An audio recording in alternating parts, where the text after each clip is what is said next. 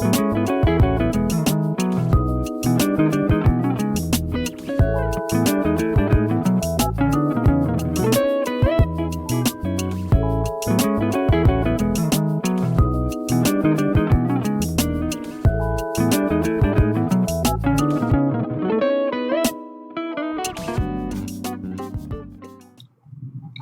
I'm Todd Harris, and thanks for joining us for another episode of TendingBar. I'm excited today to introduce you to a friend of mine, a business leader named Jere Simpson. Now, you already know that TendingBar was conceived as a way to talk about the legal profession, the bar. And most of the time we will talk about or talk with lawyers or lawmakers or maybe legal academics. And we're going to be talking specifically about big issues in the law, but the basic premise of TendingBar is that there are purposes underlying the legal profession and deeper motivations for good lawyers to be lawyers.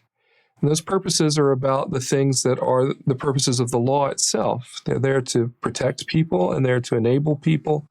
They're to safeguard communities and enable and empower people to accomplish great things. But good lawyers also know that those purposes are not fully accomplished and never really can be fully accomplished by the law alone. Those purposes are served by a variety of people and a variety of institutions that help to build community and help to protect and enable and empower people. Some of those institutions are businesses that help to encourage and build community, and that's why we have our guest today. That's why we're going to talk to Jere Simpson. I first met Jere in London, actually, the summer before last, the summer of 2018, at a large conference in London, England called Info Security Europe. I was there with a delegation of companies from the Commonwealth of Virginia, there to show off Virginia companies to the world, companies that were involved in cybersecurity. And we, at that time, were newly combined, my law firm, with a UK law firm, and we wanted to show off our colleagues in the UK who are deep into cybersecurity legal matters. And there was Jere. Jere was something of a rock star there as he was talking to everyone who would listen about his great company, Kitewire. And we'll ask him to tell us a little bit about Kitewire today. But beyond his business, Jere has an orientation towards business and toward the community that I want to share with you today. So thanks for joining us, and I'd like to introduce you now to Jere Simpson. Jere, you're online. Hey, how you doing? Yeah, thanks for having me today. It's a pleasure. I was just going to say, I love the way that you just describe the purpose of law. It's, something that I think most people don't really understand that aren't in the legal profession, and I just really appreciated that description. Well, we describe it as the higher and better purposes or higher, better spirit of the legal profession, and thanks for saying that. So we're talking to you today from sunny California. You're in LA now? That's right, Los Angeles. But that LA is new to you. You are still a Virginian, or will claim you. Yeah, still a Virginian. We came out to LA to expand business in August 1st of 2019. And a short period of time later, we were evacuated by a wildfire, and now we have COVID. And it's been an interesting time away from home. COVID's worldwide, though, so it's a problem we would have had everywhere. Well, thanks for being part of this today. So, as you just heard me explaining to our viewers, Kitewire is a special company that is in sort of information security, mobile information security. Can you tell us just a little bit about the company? Yeah, sure. Kitewire started in 2007. So we're a 13-year-old company named both the nation's fastest growing company, one of the nation's fastest growing companies 5 years in a row, Virginia's 8th fastest growing company. We do mobile security, mobile device management for organizations that are niche, small, boutique businesses, all the way scaling up to the FBI. We protect all the mobile phones for the entire FBI, a lot of other intelligence community work, which is perfect because when you're going to the Caterpillars of the world or the ConocoPhillips saying that you can do this, that your cybersecurity is good enough for the FBI, is certainly a check that their CIO wants to be able to put in to say, well, I'm not going to get fired for buying the same thing the FBI did. I read an interesting spotlight on you by Forbes magazine, and it was a great article where it talked about Kitewire's future is next level. And I got that idea because it told a story of your way of motivating your own troops, where he talked about 2 islands. I wonder if you can share with us that story. Yeah, sure. So, we had a day in the company where I was in front of a whiteboard, and I could sense there was a bit of frustration in the business that we were in, which is primarily doing government services and, making products for them. So government says, hey, we want a thing made, and we say we can make it, and they pay us to do it, and then they own the intellectual property and all those things. All the while allows us to kind of build muscle, test out talent, and do those things at no risk, which is quite nice. Build connections, build networks, build communication. And we had the vision that it was terrible to be left without intellectual property at the end of these things. You really just don't have much. You're more or less become, and no disrespect to my colleagues who are in this business, but you, in essence, become a staffing agency if you don't look at some of what those upsides might be. And so we decided to build a product. And I made this analogy. I said, we're over here on this island, and there's a lot of us, and there's not a lot of palm trees, and there's not a lot of bananas, and where the resources are bare. I'm going to get in a boat with our CTO, and I'm going to start heading for an island which I call the Right Island, very intentionally. And over in the Right Island, I painted this picture. There's not bananas, there's pina coladas, there's waterfalls and lagoons. I have to put this image in their head and explain that there's way more resources per person over on this island, which is the products island, but just offshore within range, I need you all to be throwing the bananas to the boat to fill up the boat with bananas and metaphor, which is profits that we're making off of the current business. And then when the boat is as full as we can get it, plus the people, you're going to swim because we're not going to be out of range. You're going to jump in the boat and we're going to set sail, leave this behind, and chart a path towards the Right Island. And what I didn't know would be such an important part of this story was I said, I drew on the whiteboard right here, which was just about 20% left to go to get to that island. I said, resources are going to be scarce. We're going to hate each other. We're going to be sunburned. We're going to see the island, but we're going to be in a bad place. We just got to keep hanging on till we get there, because it will be in sight. It will be bearable. And, when we got to that moment in time, people drew back to that story and said, yeah, I remember he said, we'll actually be really, really lean at that time. We'll have eaten all the resources we could hold on to on the boat. And, we're just going to be fasting for those last few days till we get there. And then it's going to be a boom. It's interesting how that story lives in lore inside of our own company. People never erased that whiteboard. That whiteboard stayed with that on it. People just kind of needed to anchor themselves to the visual of it. And I'm not good at drawing, so I can assure you it wasn't it wasn't my artwork. And we eventually just took it off. How important is it, do you think? Kitewire has been a great success, and it's grown quite a bit. And to your credit, how important do you think motivating your people is to achieving that success? How much of it is shared vision that gets you from one island to the next? I think, I always say why is people fuel. And, people need a why. They also need a destination. And it's amazing how many organizations are just driving. They're driving in a direction, but they haven't really put down what their destination is, and they haven't really made a map that equals the destination, and they haven't really got the alignment in their own organization that they need to get there. Like, why is it going to be good for all of us if we get to the place I want to go? And so, to me, giving that vision, giving the reason for it, and creating the alignment was paramount to our success. Mm-hmm. So, if one were to check out your Twitter feed, they'd see a lot of that kind of commentary about business, about, collaborative work together. But they'd see a lot of commentary here in April, a lot of tweets about being supportive of the network around you and of the people around you, and not just within your own company. And that's really where I wanted to hear from you today, was because I've heard you talk so eloquently, so passionately many times before about the importance of giving back, of the importance of businesses really being part of and of a community and a contributor to the welfare of that community. If you will, just tell us about your philosophy and what your thoughts are on that. Yeah, absolutely. Building community is, to me, one of the most important things that we can do. It's also one of the most fulfilling things that we can do.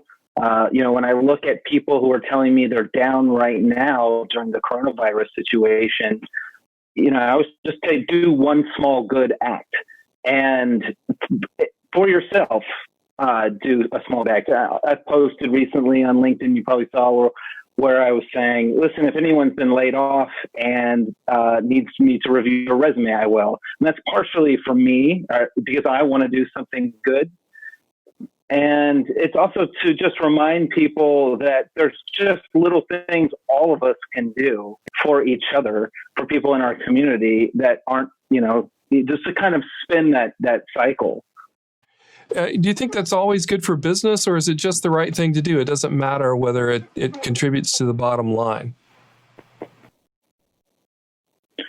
I absolutely, to me, my ability to do a good thing comes from the success that I've had in business. I know other people will leverage other platforms to do something good. The thing that I'm actually driven to do well at business because it gives me the platform to do good for the community. So I don't think about it as much as, oh, this will be good for business. I think I must keep succeeding at business, because when I do, it gives me stronger muscles to do something good for local communities, for broad communities. Sometimes that's just people will listen to you. We live in a world where people greatly value our business leaders, disproportionately so. I think we can solve all problems, but with that comes the luxury of being able to get those ears and motivate and talk them into things they might not otherwise be open to. Yeah, that's great. We've had the good fortune of being able to partner with you a little bit. I know that some of my colleagues in the firm have been involved with an organization called the Urban Alliance, and that's been something that you've been involved in. I wonder if you could tell us a little bit about the Urban Alliance and your participation, and why it matters to you. Yeah, Urban Alliance matters tremendously to me. One of the handful of organizations that I work with that build community better than anyone I've been involved with, and they do it with the youth. They serve. I've always termed, but I agree that there's often not a better way to communicate it, which is to say underserved communities. But it's young men and women in high school who are looking for internships, which is exposure to a professional setting that otherwise would not have it available, meaning that they don't have an uncle or a mother or somebody that's able to land them in these nice internships that many people have available to them. And, perhaps they don't have the networks available to them. And, when I was young, I, through a lot of stubbornness and foolishness, found myself without home and struggled quite a bit and figured my way out of that. And, when I did and had some really great business successes in my early 20s, people would say to me things like, you must feel like if you could make it from where you came from, anybody could make it. And I thought about that and said, no, I think I had so many resources available to me. And some of that was I know how to speak the language of the people that I needed to bring on my side. And I had that exposure from my parents, from my time growing up. I had internships in high school at a Navy customer that allowed me just to sit and listen and speak the language. I do some business with Chris Sacca, who's considered one of the greatest venture capitalists of all time. And he very famously at Google just abandoned the work he was supposed to do and acted as Larry Page and Sergey's note taker and said, yeah, I was happy to give them a copy of the notes I was taking, which I just found, fascinating. But for him, it was having courtside seats to two of the biggest titans in the industry and learning from them. I mean, this was a guy that went to an Ivy League school, and he still understood what it was like to be in the arena and pick it up firsthand. And to me, getting these young men and women in the arena and having the exposure to the conversations that's going on, you just pick that stuff up, and it gives so much more tremendous opportunity. So you were homeless as a teenager for a while, as you were saying. That's correct. And is it? Do I understand correctly? So you sort of taught yourself programming while living on the couch in friends' houses for a while, and really developed your own skills. You're self-taught even before you started college. Yeah, absolutely. I had what was on the internet as a resource to learn. I could go to my thinking process was, I need to build something. What could I build? Well, I don't have any tools, any resources. What could I build that would be valuable that takes almost no tools? And the only thing I could think of was a web thing, a software thing, because you could build it at a public library if you had to. The resources were there. You could then, if you could get $1,000 together, you could buy a compact Presario and go further. And it just seemed like the best way to build from nothing.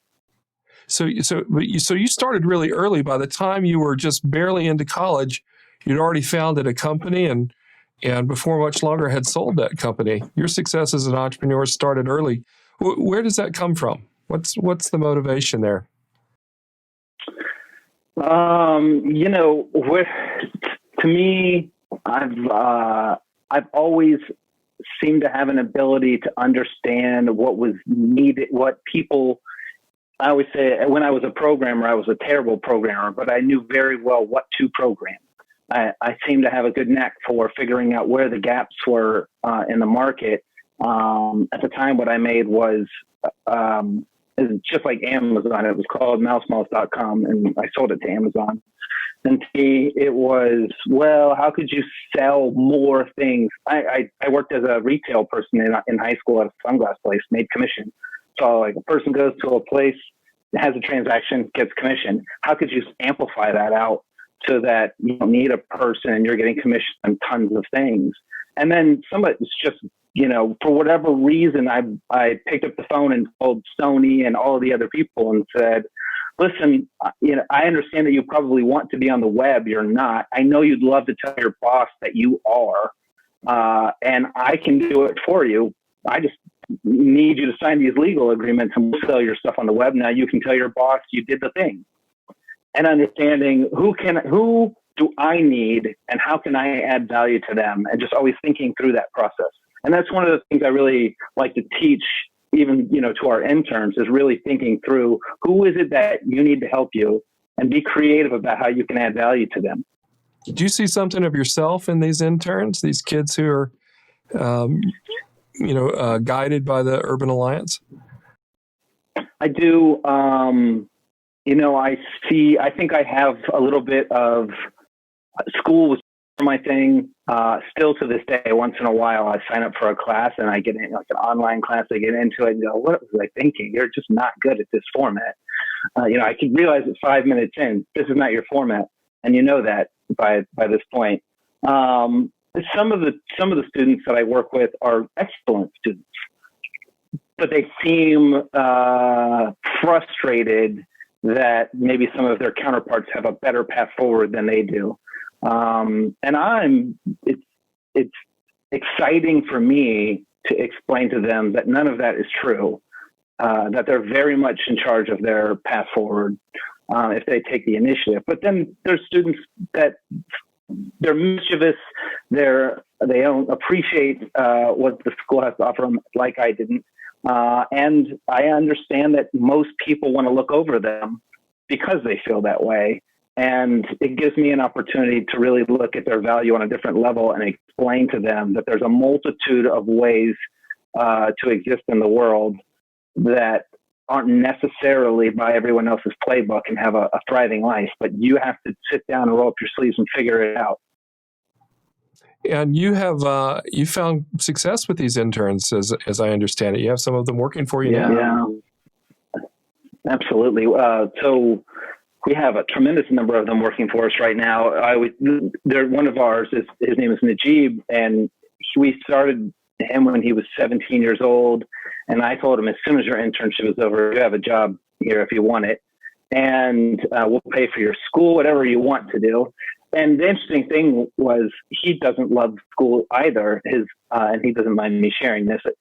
I said, well, why do you want to go to school? I was getting at something specific. Well, his stakeholder was his mother, and she wanted him to go to school. And you have to please your stakeholders. It's an important concept in life.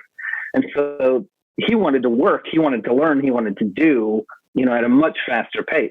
But he was going to have to also go to school. And his mother wanted him to focus on school. And because she was financing it, she got a lot of say in that. Well, I'm financing it now, which gave him the leverage to say he wasn't going to just focus on it, which taught him something about leverage. It's interesting to see how fast he started adding value at our company. And I regularly had to say to him, you have to sit and think about how you're going to add value, but sometimes you just have to ask, what would you need to do to get the thing that you want? And you'd be surprised how often people will tell you and how often they'll have it top of mind.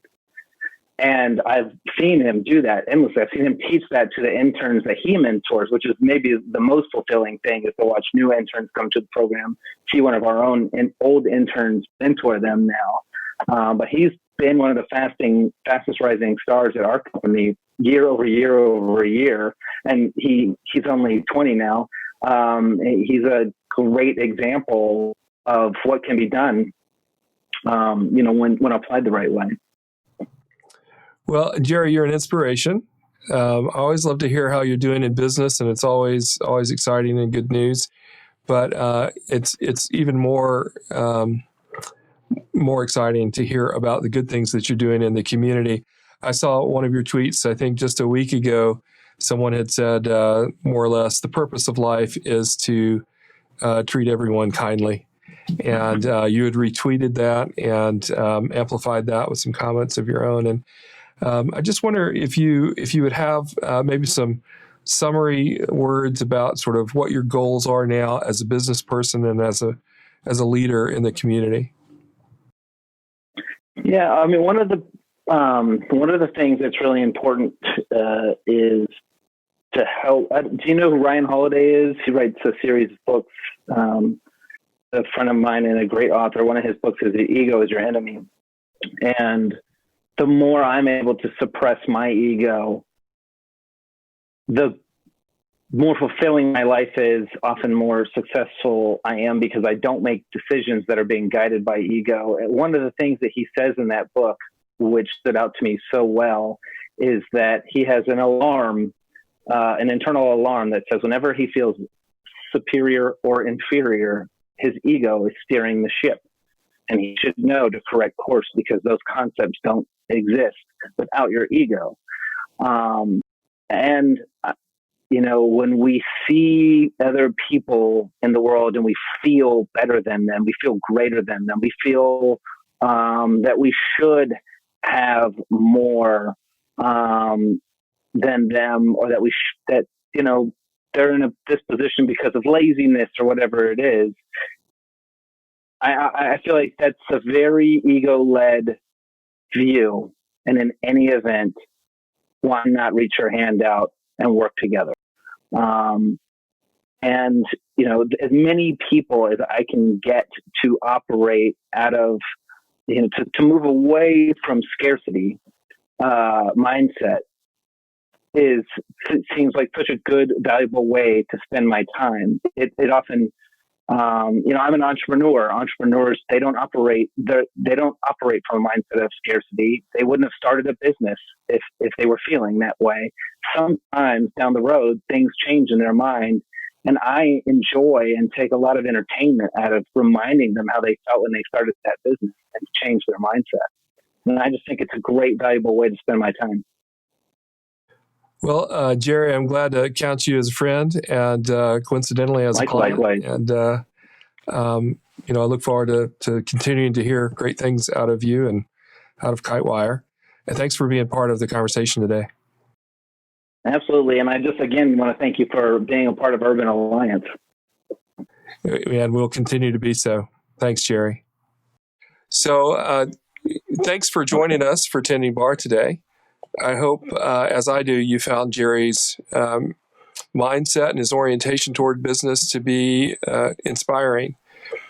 Here at TendingBar, we want to explore what those deeper motivations are for people who see the bigger picture and who are interested in the common good, as Jere so definitely is. And let us draw some lessons from that.